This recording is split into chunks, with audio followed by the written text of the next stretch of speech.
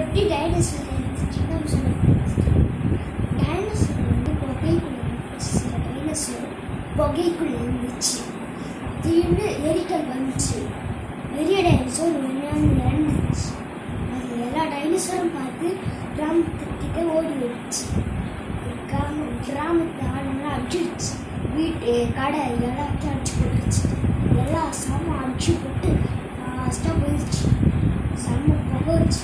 அதை வேட்டையாடுறவங்களாம் கீழே சில பேர் செத்துருக்குறாங்க, சில பேர் செடியில் மட்டும் செத்துருக்குறாங்க, சில பேர் டைனோசர் கால் வச்சு செத்துருக்குறாங்க, சில பேர் மலையிலேருந்து கீழே வந்து செத்துருக்காங்க. அதுலேருந்து டைனோசர் ஃபாஸ்ட்டாக ஓடி வந்துச்சு. அவங்க ஒரு சைஸ் தான் ஃபேஸ். அதுலேருந்து ஓடி வந்த அது வெயிட் தாங்காமல் மலை இடிஞ்சு விழுந்திருக்கு.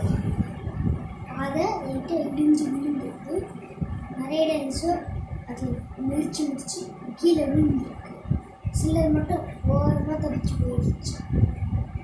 அதில் 2 டைனோசர் தப்பிச்சுன்னு சொல்கிறாங்க. குட்டி டைனோசர், பெரிய டைனோசர். அதில் பெரிய புகைக்குள்ள போயிடுச்சு.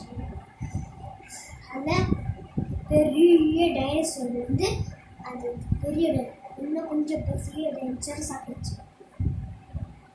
எலும்பு இருந்துச்சுன்னு எல்லாம் சொல்கிறாங்க.